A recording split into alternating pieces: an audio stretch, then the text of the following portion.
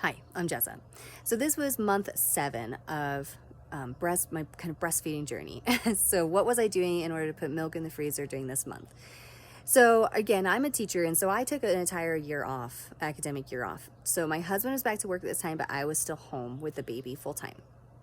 So what I would do is in the first morning feeding when I was fullest, I would use my haka and I'd put it on the side the baby wasn't nursing and get just an ounce of fore milk. Then I would switch sides and put the haka on the other side and get usually about another ounce of hind milk. And so that way my baby was getting, a nice full breakfast. I didn't feel like I was taking anything from him, but I would get a couple ounces to put into the freezer.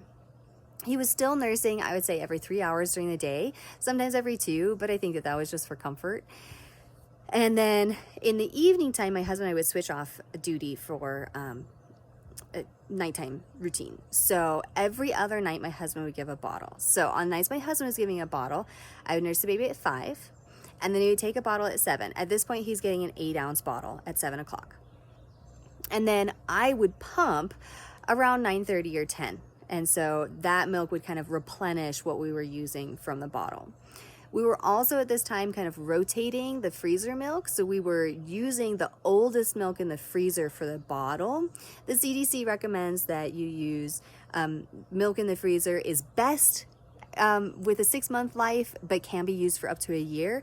And so we just felt like, well, it's been in the freezer for a while, so let's go ahead and start using some of my old stuff and putting new in the freezer. So we were using stuff that I had pumped when he was like 2 months old and as the bottle, and then putting fresh milk into the freezer. So that's what we were doing for the stash.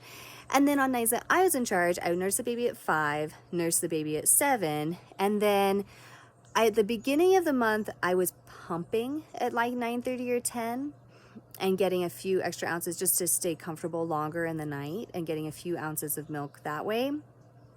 Because we had discovered during month 6 that the dream feeds I was doing were actually causing him to wake up more in the night. So during month 7, he was sleeping from 7 p.m. to 5 a.m. As we closed into the end of month 7, I just got tired of pumping every day. And I know I'm going to pump a lot when I go back to work, but I just don't want to pump at 9:30 at night. It's not my favorite thing. So we actually added the dream feeds back in.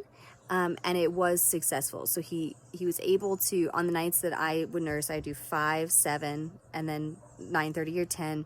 And it did not cause him to start waking up again in the night. But we had had a solid month where he wasn't doing night wakings and I wasn't doing a dream feed. So we were able to add those back in just to reduce the amount of the amount of pumping that I had to do. So that's what we were doing during month 7 of breastfeeding. Thanks so much for watching. Please subscribe for more information on breastfeeding, breast pumping, and building your freezer stash.